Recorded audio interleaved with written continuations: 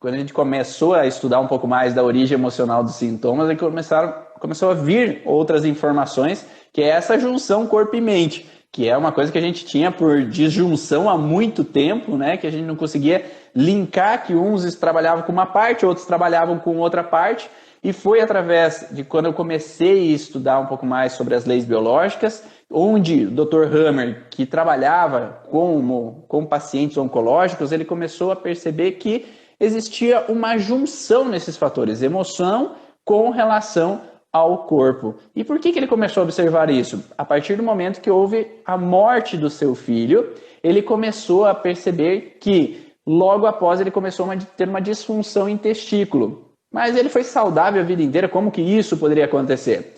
Foi aí que ele começou a juntar os pontos da emoção com relação aos sintomas físicos. E aí a gente começou a aparecer um pouco mais essa junção dele na emoção com relação aos sintomas. Coisa que você já falou, né, nas outras lives tuas, que não foi ele que conheceu isso de primeira vez. A gente sempre teve, né, lá nos primórdios da humanidade, sempre houve essa junção, corpo e mente, né? As emoções interfeririam nos sintomas físicos. Ele foi um dos caras que estudou um pouco sobre esse contexto também e começou a relacionar e interpretar o que cada órgão tinha a dizer, o que cada tecido tinha a dizer. Como ele, com uma formação médica, ele começou a analisar esse contexto da função do tecido com relação à disfunção que era exercida. Mas o que significa isso, né? Significa que se o meu estômago tem a função de digerir, se eu tenho que digerir uma massa de uma comida que é muito pesada, eu vou ter que liberar mais suco gástrico para digerir aquele alimento. E da mesma forma que a gente tem esse processo digestivo, nós também temos o processo de liberação de saliva. Não tem? Quando a gente vai, por exemplo, colocar uma comida na boca, não começa a salivar mais, para que eu possa engolir melhor aquele alimento? Da mesma forma, se eu vejo uma foto daquele alimento, que está quase na hora do almoço, eu vejo uma foto do alimento, não começa a salivar da mesma forma? É uma situação que é imaginária, eu estou imaginando aquele alimento, eu ouvi na televisão aquele alimento e começo a salivar, eu começo a sentir o cheiro do alimento e começo a salivar. Então, tanto o processo real, que eu estou com o alimento na boca, quanto eu imagino um alimento, eu começo a salivar. Mas ele começou a perceber que a função da saliva era impregnar um alimento de saliva para que eu possa escorregar mais fácil na garganta, né? É que nem no tobogã, né? Quando a gente vai descendo tobogã com água, a gente escorrega mais fácil, mas se está seco, é mais demorado, é mais difícil escorregar. Então, nesse sentido, quando nós entramos no padrão com relação à parte que eu quero impregnar um alimento de saliva para que eu engula mais fácil, eu vou ter essa função eficaz e vou conseguir engolir mais facilmente. Mas ele começou a perceber que as situações que são simbólicas, elas empregam o mesmo contexto de proliferação de saliva. Por exemplo, se eu quero impregnar algo de saliva para torná-lo meu, então eu tenho um desejo daquele carro, que eu sempre tenho aquela ambição daquele carro, mas eu não consigo tê-lo para mim, é como se eu quisesse captar algo e obter. E da mesma forma na digestão. Se eu não consigo digerir um alimento ou não consigo digerir algo emocional que eu vivi, ele carrega o mesmo princípio de disfunção, de alteração naquele órgão, naquele tecido. Então, se eu não consigo digerir algo que é tóxico para o meu corpo, o que o meu corpo vai fazer? Vai provocar um estímulo estomacal para que eu possa vomitar aquela substância que é incômoda para o meu organismo. Da mesma forma, se eu tenho uma pessoa tóxica perto de mim, que me é indigesta aquela situação, eu posso ter vômitos, como se fosse para jogar para fora aquela situação indigesta. Ivan, então você pode dizer que as nossas vivências, a forma como nós interagimos, os contextos que a gente vivencia, o que isso nos impacta, reflete imediatamente no nosso corpo, na nossa expressão corporal? Completamente. Hoje mesmo eu fiz uma live de manhã falando da expressão corporal do paciente quando ele chega no consultório. Se o paciente chega no consultório de uma forma que ele foi obrigado pela esposa, né? Você já deve ter atendido esse, ou adolescente que foi obrigado pela mãe, ele chega de um jeito, não chega? Sim. Então ele tá mais carrancudo, mais fechado, com os braços cruzados, né? Então ele chega de uma forma. Se aquela pessoa chega aberta porque ela estava esperando tanto fazer aquela sessão, que ela precisa evoluir, ela chega de uma outra forma, né? Sim. Então ela chega mais aberta para receber todas as informações. E aí, dependendo da forma com que a pessoa está presente naquele momento, com essa emoção, ele vai alterar a expressão corporal dele e, por consequência, vai alterar também órgãos relacionados àquele processo. Eu fiz uma vez uma live com a minha esposa, que ela trabalha muito com posturologia, né? E nós falamos nessa live sobre a postura e a emoção. E nessa live a gente coloca que quando um paciente é ansioso, como que ele está? Ele geralmente está voltado para o futuro, né? Então ele está ansioso ao futuro. E ele tem uma propensão de o deslocamento corporal dele, vamos imaginar que aqui é a cabeça e aqui embaixo a cabeça voltada para frente, aqui, né? A frente para cá. Ele vai ter uma tendência de deslocar o centro de gravidade do corpo para frente, porque ele vai estar em função da ansiedade para frente. E toda a região posterior muscular do corpo vai tracionar, porque ela vai segurar para ele não cair. Porque se ele pender para frente, ele vai cair. Então ela traciona. Então esse paciente pode ter mais propensão a ter dores em panturrilhas. Ou ter o esporão de calcâneo, que faz com que segure toda a musculatura lá para trás para que ele não caia. Já um paciente depressivo, ele tem a tendência de ser mais de recuar, de ele estar mais para trás.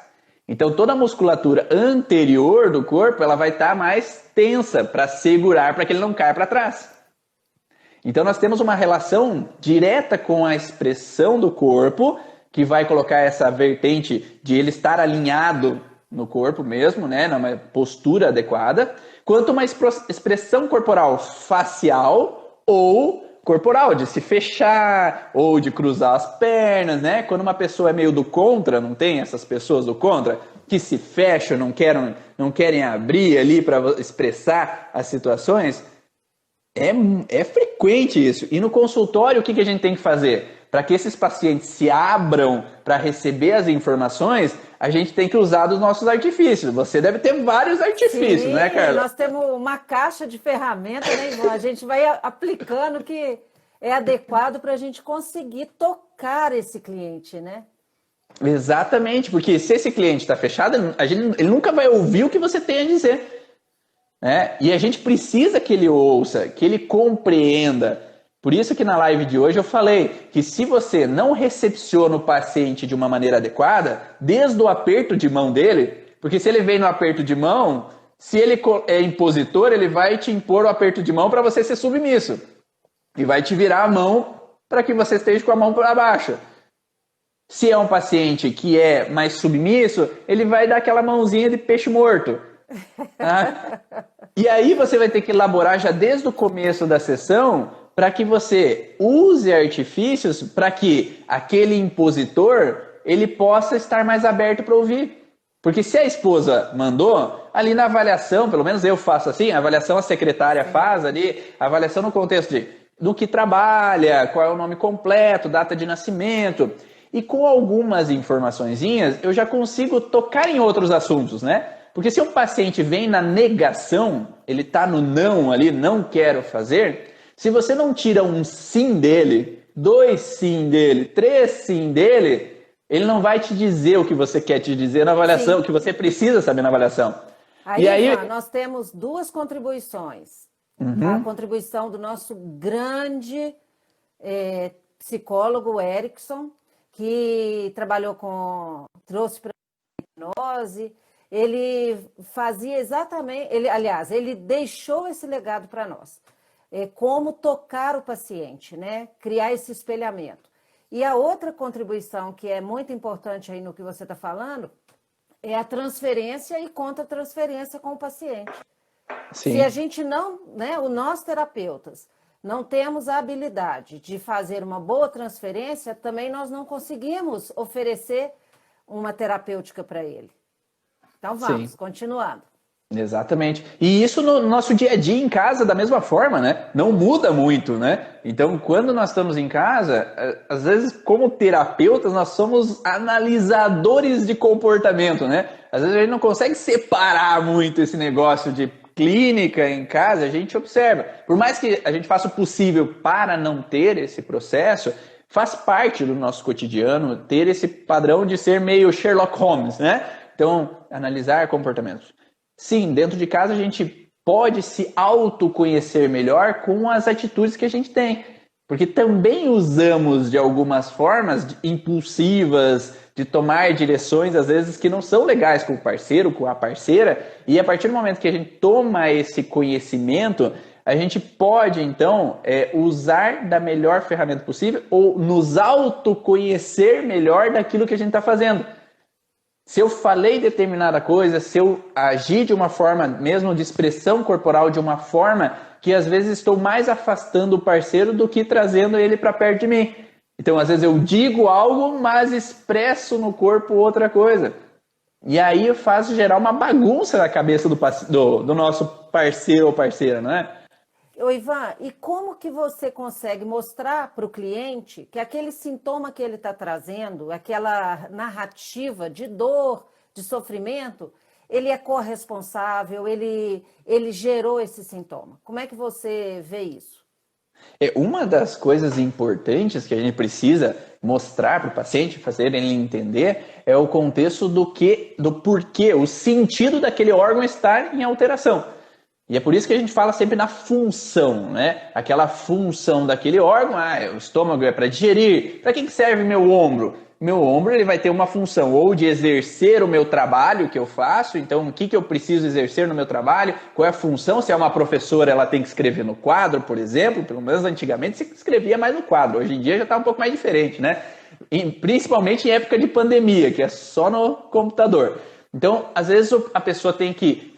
Se ele é um pedreiro, ele tem que usar do ombro para fazer a massa, para assentar o tijolo. Se é um marceneiro, ele vai ter que usar do ombro para utilizar essa ferramenta. Então, se ele está exercendo essa função, está tudo ok, está tudo correto e está fluindo. Agora, se a função que ele exerce não está sendo eficiente, e ele não está fazendo da forma ideal, ali ele entra num padrão de disfunção. Então, quando esse músculo não está sendo apto, quando essa articulação não está sendo apta, quando esses ligamentos não estão sendo aptos a exercer a função ideal que ele deveria exercer, aí entra numa fragilidade. E essa fragilidade pode ser uma dor, uma inflamação, então todo o processo que acomete aquele paciente. Só que a gente precisa entender que é a percepção dele que molda a alteração. Se a percepção dele é de estar fazendo o trabalho e estar exercendo da melhor maneira possível, tá tudo ok. Se eu estou num relacionamento e esse relacionamento está da forma com que eu percebo que tudo ok, não tem problema. Agora, a partir do momento que eu olho para aquela situação e eu percebo como se não está tudo ok, aí eu vou ter sintomas. Essa percepção vai depender, claro, do ambiente, né? Porque se, por exemplo, tem uma mulher que tem um marido alcoólatra, ela vai ter a tendência de perceber aquilo como não agradável, né? Então essa percepção dela perante a situação é de que é algo que não é agradável. Talvez outra pessoa no lugar dela sentiria algo que é agradável? Talvez não, né? Porque talvez se o marido chega ao colo bebendo ou batendo, quebrando tudo, para nenhuma pessoa vai ser tranquilo.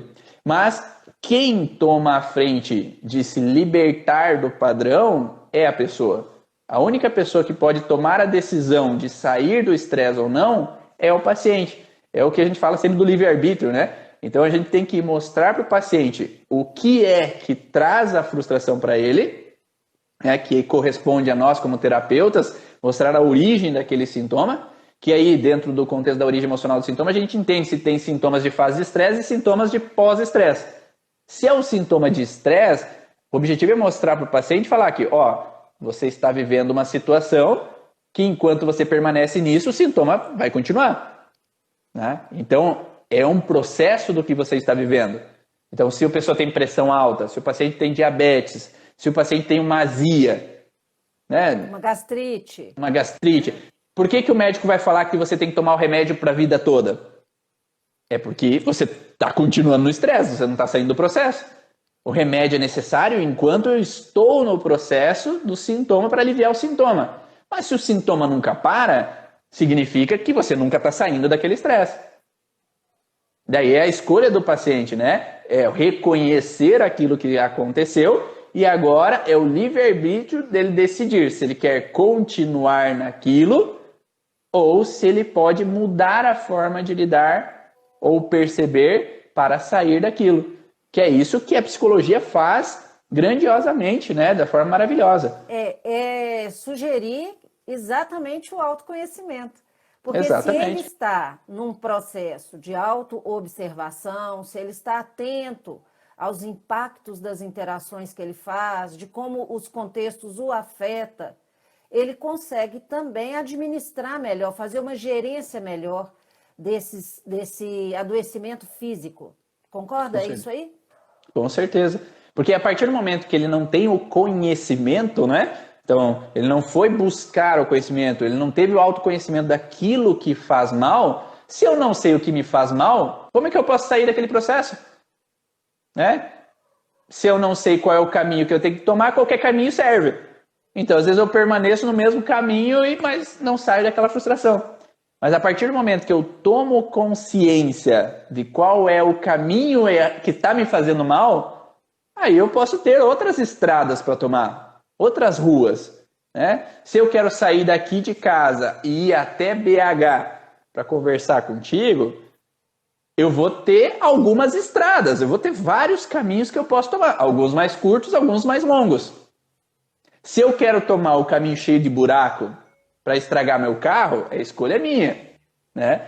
Se eu quero ir para o caminho mais longo, mas que a estrada é fantástica, a escolha é minha. Né? Ivan, e você pode dizer que todos os nossos sintomas físicos estão, sim, diretamente ligados a esses contextos emocionais mal digeridos, mal vivenciados? Você já tem essa segurança? Não é possível dizer isso, por quê? Porque entre o céu e a terra existem mais coisas do que podemos imaginar, digamos assim. Né? É isso que eu costumo falar. Existem os transtornos traumáticos, né? Nós não podemos negar os transtornos traumáticos. Existe uma queda, uma batida, um acidente, uma pessoa que tem um traumatismo craniano, a gente não pode negar que ela teve um processo de alteração, um edema cerebral, uma disfunção que possa trazer uma paraplegia ou uma hemiplegia para aquela pessoa. Né? A gente não pode negar que um acidente de carro possa causar uma fratura em alguma região óssea. Então, nós temos o processo traumático, se sabe que nós temos o processo químico, né? Nós temos o processo onde que se todo dia eu ingiro produtos químicos, eu me faço, vou fazer mal a mim mesmo, né? Então eu não estou tendo uma alimentação saudável. Se todo dia eu passo pano em casa com um odor intenso daqueles produtos de limpeza, vai me fazer mal, porque isso é toxina, né? Se eu dia após dia utilizo de drogas, eu vou me fazer mal. Então nós não podemos negar que existem substâncias que podem nos fazer mal. Agrotóxicos, por exemplo, né? Já tive vários pacientes que foram intoxicados por agrotóxicos e isso trouxe um mal para eles. Né? Existem também processos eletromagnéticos. Hoje, se é estudado que pessoas que dormem com o celular do lado da cabeça têm mais propensão a ter alterações, ou dores de cabeça, ou processos de tumores cerebrais. Pessoas que moram próximos a, por exemplo, fios de alta tensão, eles têm mais propensão a ter fragilidades. Então, se sabe cientificamente que há uma propensão a ter uma alteração, essas pessoas. Então, nós podemos dizer que as situações emocionais existem também, assim como as físicas, assim como as tóxicas, assim como as eletromagnéticas, entre outras, né, que podem existir. Mas hoje no consultório eu observo que 90% ou mais das alterações que aparecem são emocionais. São devido a conflitos mal resolvidos, mal digeridos, remoídos, frustrantes e que permanece às vezes durante um bom de um tempo que essas pessoas não saem dessa alteração. Então, sim. E provavelmente você encontre mais ainda do que esses 90%, porque quem vai te buscar é exatamente por causa desse processo, né? Sim. Ivan, e você consegue ver que quando o paciente compreende essa correlação entre os contextos, os impactos e o que o afeta e como ele está lidando com aquilo de uma forma nociva para ele, e ele então está adoecendo. Quando ele compreende essa correlação, você vê libertação, esse insight liberta, esse insight cura? Existem alguns padrões de pacientes, né? Existe o padrão do paciente que tem recursos. Então, por exemplo, se eu for atender você, Carla, se eu for atender a Lívia, se eu for atender a Dani, se eu for atender o pessoal aí que já conhece, já é terapeuta, eles têm recursos dentro do estudo que tiveram, dentro das vivências que tiveram, para ressignificar sozinhos o processo. E esses recursos são fundamentais para que eu possa olhar de forma diferente a situação que eu vivi. Então, o paciente que tem recursos é muito mais fácil de atender. Então, provavelmente, se você atende outras psicólogas, provavelmente, às vezes, é mais fácil de atender porque elas compreendem o processo. Agora, se você atende um paciente que não tem recursos, que não sabe, nunca ouviu falar sobre emoção causando problemas, sintomas físicos, é um pouco mais trabalhoso, às vezes. Às vezes é um pouco mais trabalhoso de mexer com esse padrão. Porque nem sempre basta reconhecer. Eu falo que existe um passo a passo, né? Primeiro eu preciso fazer uma boa avaliação para entender o processo. Eu preciso entender que existem sintomas de fase de estresse e sintomas de pós-estresse. Eu preciso daí, entendendo isso, saber quando foi o X da questão, que é o DHS, que a gente chama, né? Que é o trauma específico que desencadeou a alteração, para daí reconhecer qual foi o DHS, qual foi o trauma. Se a gente passa por esses 4 processos, muitos pacientes, só de reconhecer, faz sentido. Ele já tem uma emoção, não é? Lembra que nós falamos no curso lá e você falava, nossa, né? Durante o curso você falou mesmo e você expressou que, nossa, faz sentido, eu entendi algumas coisas, né? E a gente pode conversar sobre aquilo. O compartilhar sobre aquilo já faz eu me aliviar sobre aquele contexto. Eu tenho outras pessoas que entendem o que eu sinto. Eu falei esses dias atrás numa live que tem uma vozinha que veio aqui no consultório e falou, meu netinho fala de você assim, que eu gosto de ir lá no doutor porque ele é o único que me entende. E né? Como nós, como terapeutas, nós temos que entender. Porque quando vamos atender uma criança, a gente tem que pensar como uma criança. Se a gente vai atender um adolescente, a gente tem que pensar como adolescente. Se a gente atende um adulto, tem que pensar como adulto. Se a gente vai atender um idoso, tem que pensar como um idoso. A gente tem que entrar na cabeça daquela pessoa específica para entender o que ela pensa.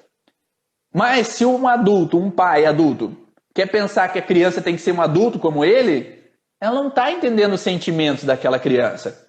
E aí isso não muda o padrão, né? Ele não percebe como a criança e não consegue dialogar como aquela criança. De abaixar, ficar na altura daquela criança e conversar da mesma altura com aquela criança. Aí aquela criança não se sente não compreendida. Uhum. Mas quando a gente consegue entender o que passa na cabeça, entender as frustrações, o que tipo de frustração é uma frustração para uma criança? Que tipo de frustração é uma frustração para um feto dentro da barriga da mãe? Aí a gente pode pensar como eles. E aí auxiliar eles a sair. Porque se a gente pensa com a cabeça de terapeuta, a gente não tem um rapport. Que essa aí em relação a, né, conectarem com relação àquela pessoa. E aí, como que você consegue implicar esse paciente neste processo de cura dele? Como é que você chega nisso? E daí, quando tem esse reconhecer, é o primeiro passo, né? Que a gente reconhece o que me causou de alteração. Mas será que simplesmente reconhecer é o suficiente? Né? Que esse era um padrão, às vezes, que entrava na nova medicina germânica de bloqueio, porque muitas pessoas falam, a nova medicina não funciona, porque Porque ela não é uma terapia. Ela é uma metodologia que te leva a entender a origem do problema. Mas, com essa metodologia, você pode reconhecer o que causou o problema. E ao fato de reconhecer, eu posso... agora eu sei o que me causa o problema. Agora eu posso tomar a frente de dar o passo que vai me tirar de perto daquele problema. O que o Hammer fazia? Ele fazia o paciente sair de tudo que fazia ele lembrar o problema. Porque se o trabalho está me causando problema, o que eu posso fazer para sair daquele problema? Sair do trabalho. Claro que hoje a gente não pode fazer totalmente isso, porque a gente depende às vezes do trabalho, a gente depende daquele dinheiro. Mas a gente pode mostrar uma nova opção para o paciente, como é o coach faz, né? Tá, o que tu pode fazer hoje que, quem sabe, daqui uns 3 anos você possa sair desse trabalho? Será que você pode fazer um curso que já pode te dar outras ferramentas para você seguir teu sonho enquanto você está nesse trabalho? Que agora ficar nesse trabalho pode ser um pouco melhor, pensando que eu tenho um objetivo futuro. Né? Porque enquanto eu não tenho sonhos, não tenho objetivos, daí não tem graça viver no hoje. Aí eu vou ter sintomas. Mas quando eu começo a abrir a mente, que tenho outras opções, que é o ter outros recursos, né, que a psicologia faz tão bem. Então eu tenho um outro recurso para o paciente. O recurso que ele tinha é, eu tenho que ficar no lugar onde é que eu estou, me submeter a essa situação e ficar nisso daqui e não posso desabafar.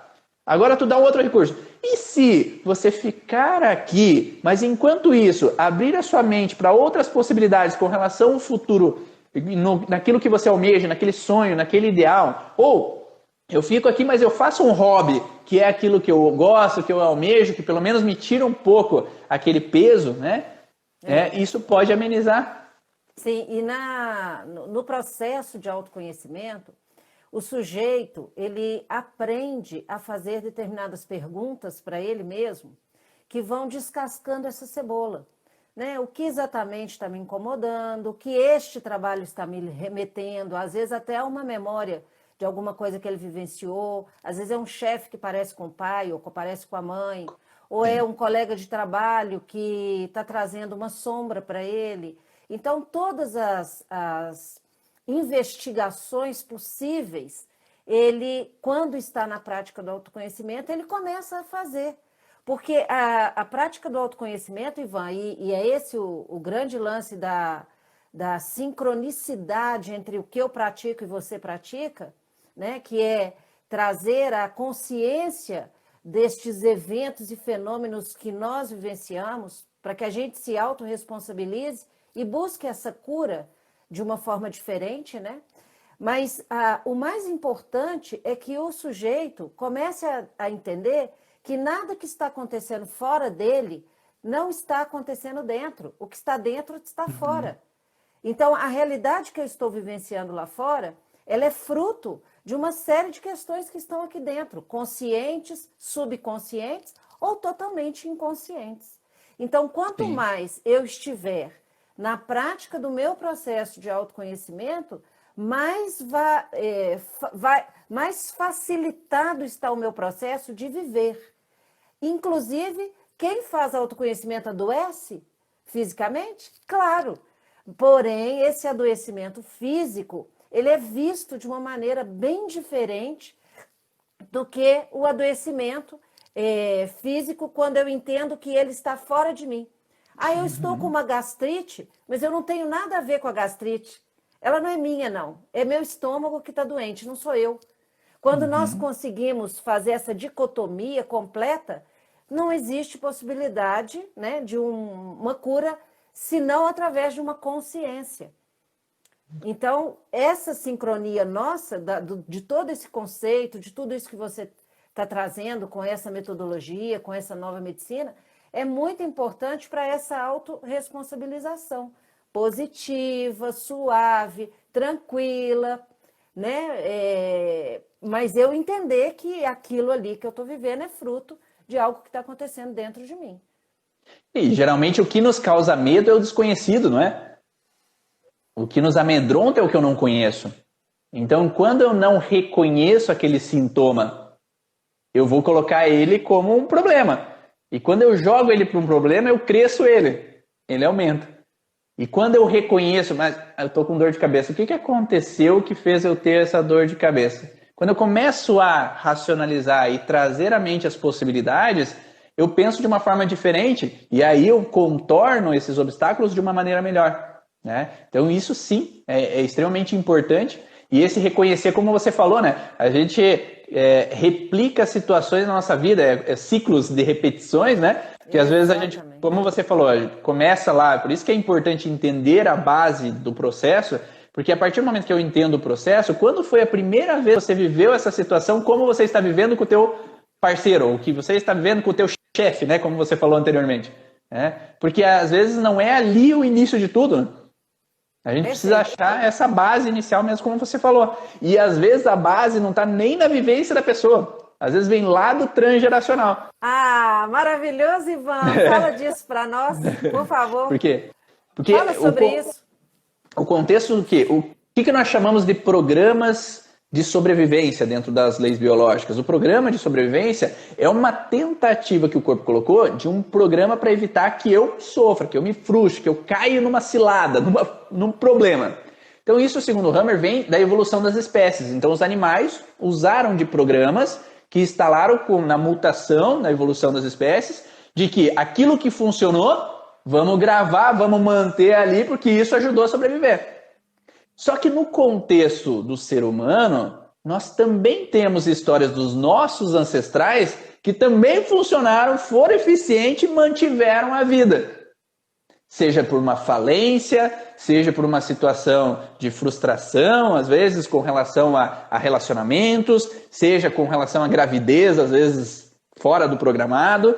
Então isso colocou no inconsciente da pessoa que viveu aquele processo, que muitas vezes é chamado de segredo, cripta, né? Aquilo que ficou escondido no túmulo lá com a pessoa, que a pessoa escondeu, fechou e não expressou, não pôde desabafar, mas ela criou uma alternativa inconsciente para tentar se defender. Então, se o meu bisavô paterno, ele viveu uma situação de perigo de falência, ele viveu uma situação de medo de faltar dinheiro, ou ele morava na Itália e faltou dinheiro para pagar o pessoal da máfia e ele passou por risco de vida, o que eu vou fazer?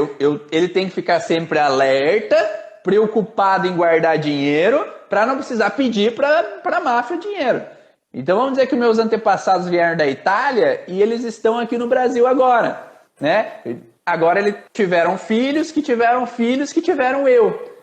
E aí, eu fico sempre tendo que guardar uma reservinha de dinheiro, porque vai que surgem cobradores, né? Eu não posso dever, porque vai surgir uns cobradores aí e não vai ser legal. Os cobradores são como os mafiosos lá de trás. Então eu não posso dever. Nós trazemos essas memórias. Trazemos na informação genética essas informações que trouxeram um ganho de chances de sobrevivência para eles. Então, para eles foi importante, para eles manterem a vida, estarem alertos, fugirem para o Brasil, ou evitarem a guerra, ou saírem da peste, né, de tantos problemas lá atrás, falando no que nós estamos vivendo hoje. Lá na Europa, já tiveram antepassados, talvez nossos, que viveram grandes pestes, grandes problemas de doenças, que eles tiveram que se proteger, ou tiveram grandes perdas de familiares. E isso faz com que hoje muitas pessoas estão vivendo o quê? O medo, o pânico que as pessoas vão morrer. Porque já tem memória instalada, né? Para talvez nós que temos essa consciência, nós não estamos tanto no medo. Mas para aquelas pessoas que viveram grandes perdas, viveram grandes processos, elas estão num pavor. E a gente não pode julgar elas que estão no medo. Porque quem tem medo é porque já sofreu coisas. Ou que trouxe coisas que não foram trabalhadas. E por esses medos que fazem com que elas agem de determinadas formas. Por isso que a gente sempre fala, né? Será que aquela pessoa que é violenta, será que aquela pessoa, aquele marido que bebia era alcoólatra, será que ele era porque ele era mau? Ou se ele era porque ele sofreu? Só que às vezes a gente só... essa é uma contribuição de qual disciplina, de qual matéria? Porque nós temos a constelação familiar com Bert Hellinger, nós temos a Jung também falando de arquétipo, de inconsciente coletivo. Que disciplina é essa que você traz para nós? Que conhecimento é Então, esse?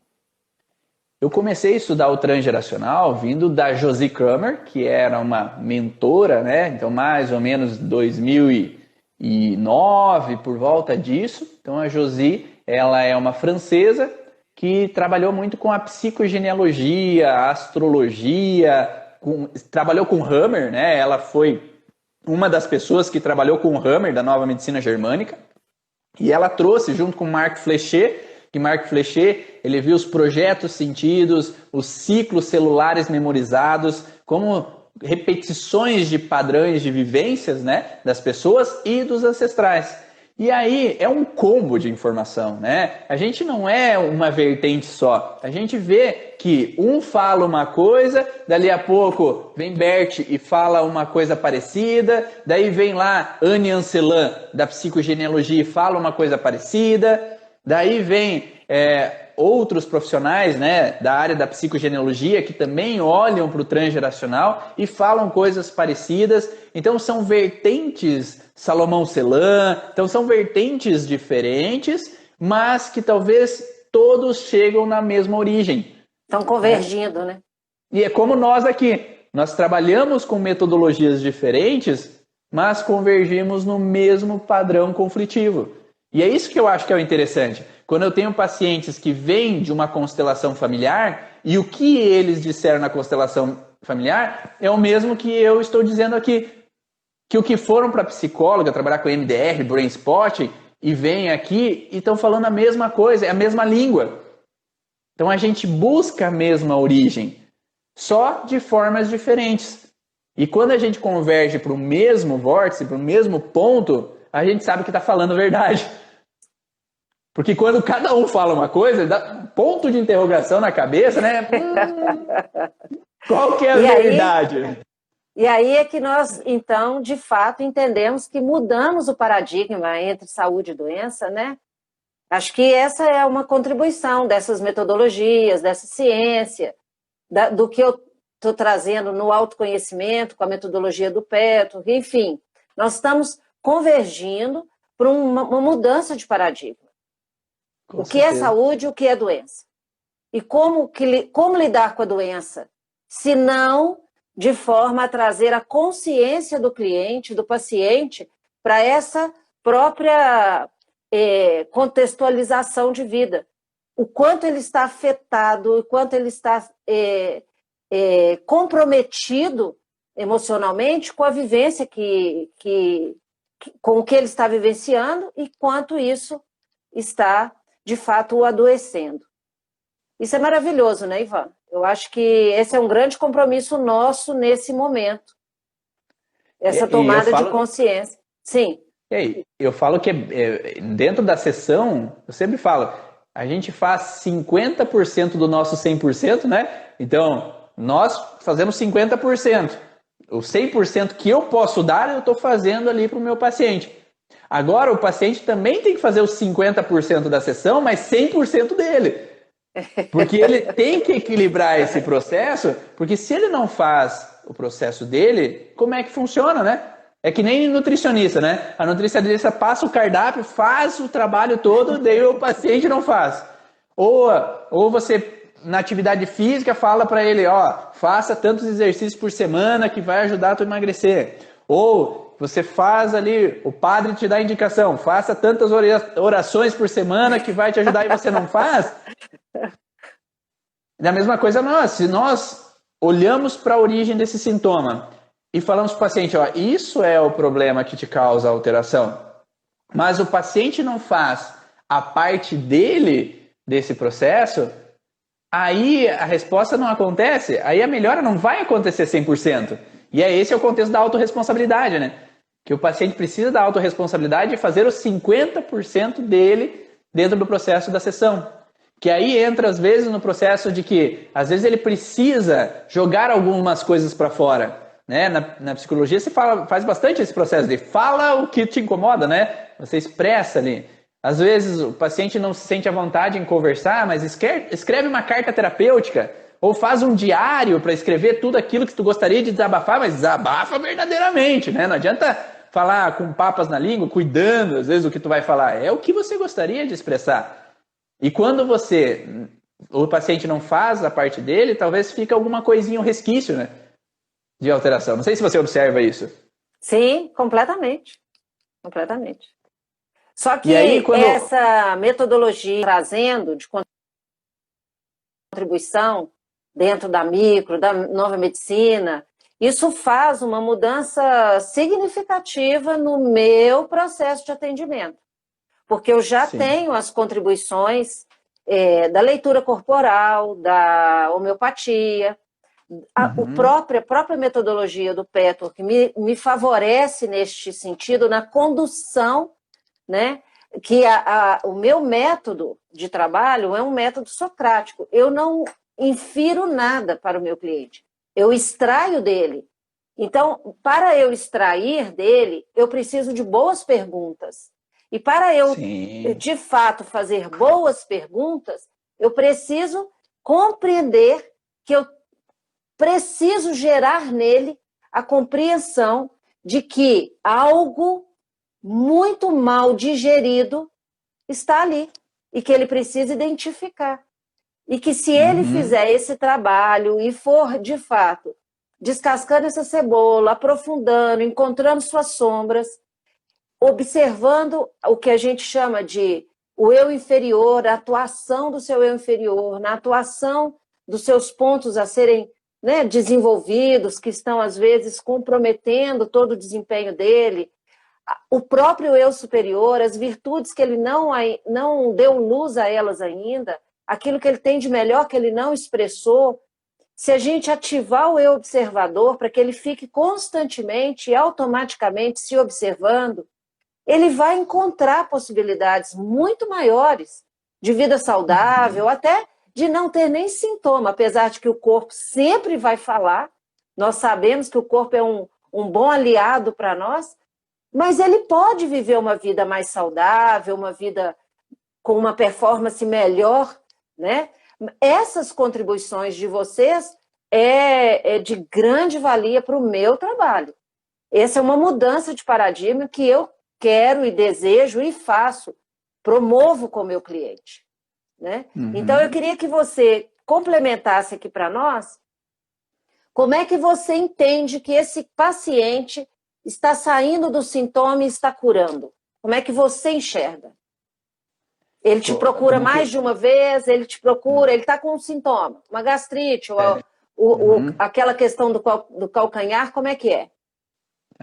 Então, quando ele fica pendendo para frente, está tracionando ali embaixo, né? Acaba aparecendo aquele esporão de calcânio, né? Esporão de calcânio. Como é que você percebe que ele está se curando?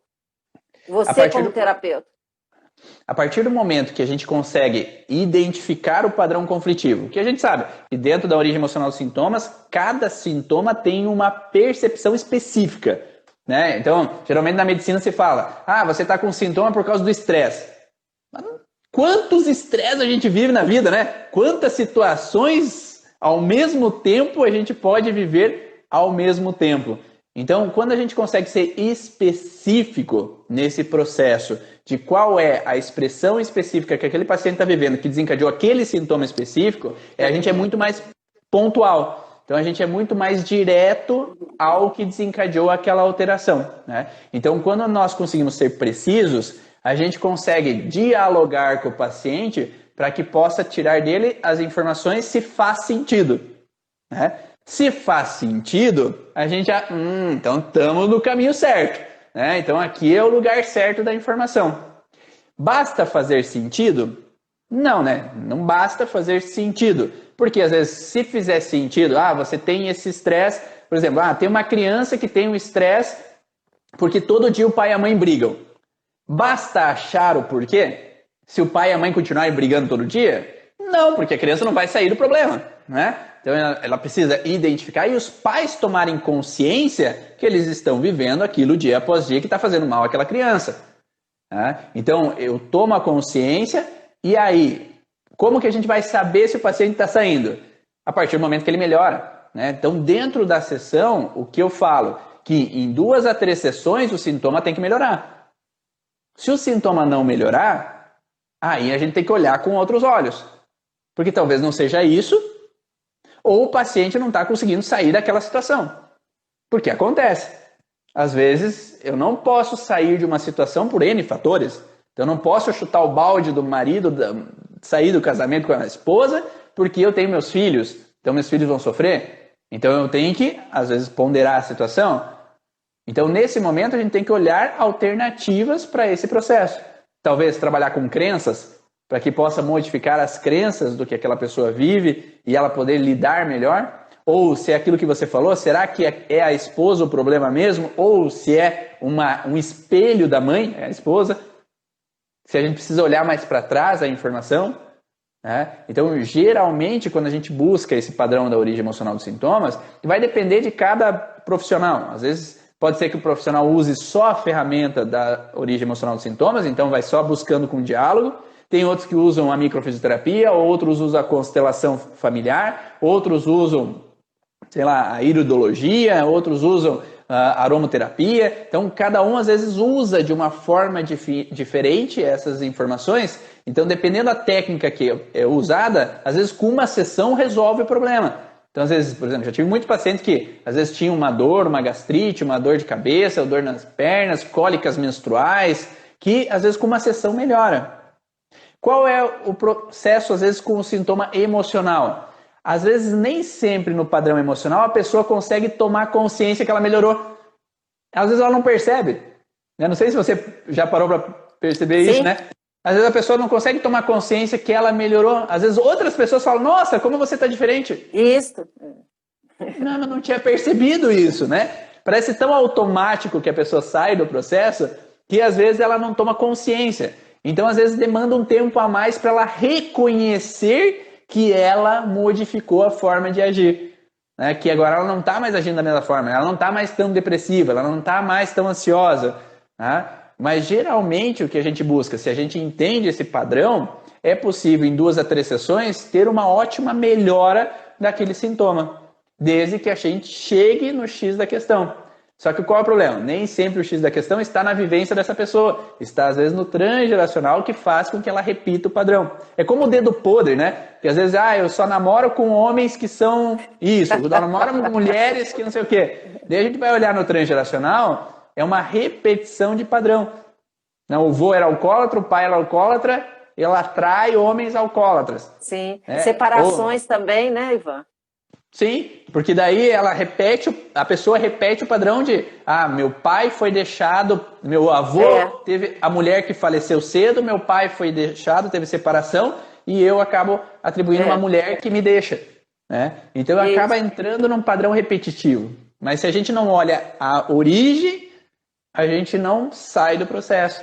Né? E daí por isso que a gente tem que entender realmente de onde que vem o processo inicial para daí poder modificar essa percepção. Né? Não sei se faz sentido isso. Né?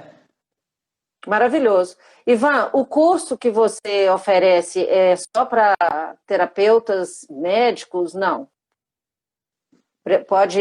Outras pessoas podem realizar esse curso? O meu curso específico, que é o curso Origens, não, é só para profissional da área da saúde só para terapeutas, né? Então eu abro para essas pessoas porque o meu objetivo é auxiliar outros profissionais a terem ferramentas para auxiliar os seus pacientes. Né? Existem outros cursos que promovem a possibilidade de leigos fazerem, né? Que não são da área da saúde. Eu principalmente prefiro dar o curso para profissionais, porque como o curso ele demanda muito entendimento de anatomia, de fisiologia, todo esse processo que é importante e é uma questão de cautela entender algumas coisas, porque a gente sabe que tudo que é feito em excesso pode fazer mal também ao paciente. Então, por isso que dentro do curso a gente fala, tome cuidado com essas informações que você não pode dar para qualquer pessoa, porque pode fazer mal. Né? Então, nós não podemos... às vezes, né? Precipita o sujeito, o indivíduo, né? E ele pode, ao invés dele promover uma cura, né, ele pode deflagrar um adoecimento até de um nível mais profundo. Sim? Com certeza, com certeza. Estudantes de psicologia podem fazer o curso, sim, porque estão na área da saúde. E no curso Origens Avançado, eu falo do transgeracional, dos ciclos celulares memorizados, dos projetos sentidos, né, que a gente vai ter em BH, né, em fevereiro, dia 6, 7 e 8 de fevereiro, vai ter o curso avançado, né? Então, existe essa possibilidade também. Dentro do curso Origem Profissional, a gente fala sobre os sintomas físicos, e depois entramos nos sintomas emocionais e no transgeracional no curso avançado, né? Então, eu prefiro direcionar para profissionais da área da saúde porque eu tenho, às vezes, essa percepção de querer ajudar esse pessoal mesmo a auxiliar os seus pacientes. Ótimo. Eu acho que estudante de enfermagem também. Estamos terminando o tempo nosso, né? Vamos ter que encerrar por aqui. Isso. Ivan, essa compreensão de que estamos, de fato, comprometidos com nossa saúde física, com a nossa saúde emocional, e através do autoconhecimento, essa ferramenta, nós podemos nos tornar mais conscientes daquilo que estamos vivenciando, de como as nossas vivências estão nos afetando, daquilo também que trazemos da nossa história familiar. E ao nos perceber mais, ao nos observar mais, ao estarmos mais atentos a tudo que está ao nosso redor, de uma forma cada vez mais treinada, porque isso é um treinamento, né? Eu vou facilitar meu processo de cura, eu vou facilitar a saúde do meu corpo, eu vou facilitar essa corresponsabilidade entre as vivências emocionais, afetivas e a saúde do meu corpo. Então, a sua contribuição é maravilhosa.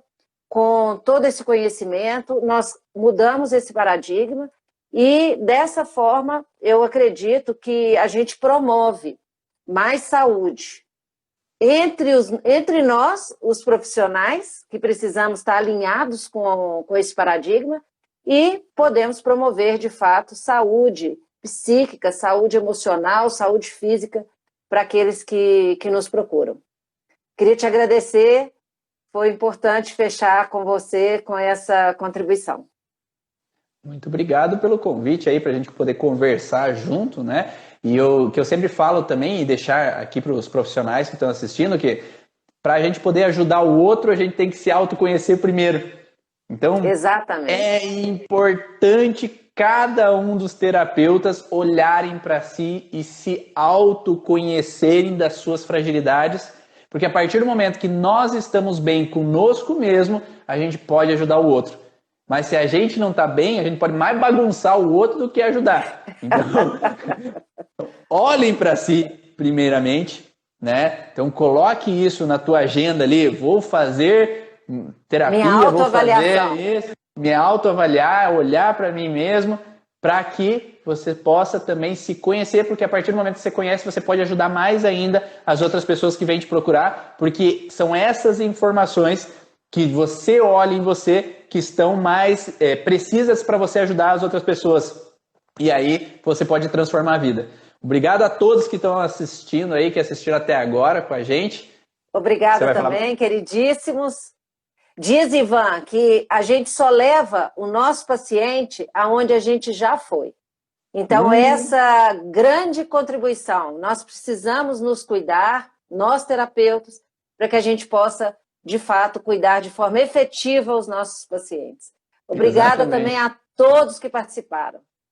E a Maísa, a Lívia e a Dani, que são do grupo do Mastermind, né, que a gente estuda junto ali mais aprofundadamente, elas que o digam, porque elas já estão reclamando que já chegam pacientes com grandes dificuldades agora para atender, porque quanto mais a gente cresce no entendimento de qual é o padrão realmente dos conflitos nossos e dos nossos pacientes, mais a gente atrai bomba, né? Desculpa a palavra, mas situações mais difíceis, situações onde o paciente passou por tudo quanto é terapia e eles vão buscar em nós a última oportunidade de melhora. E aí, quando a gente pode olhar para a gente, olhar lá no fundo tudo que a gente teve de problemas e pode ter esse conhecimento, como você falou, é sim possível a gente ajudar eles, né? Grande abraço a todos, uma Obrigada, ótima queridos. semana. Obrigada, Um Ivan. beijo. Tchau.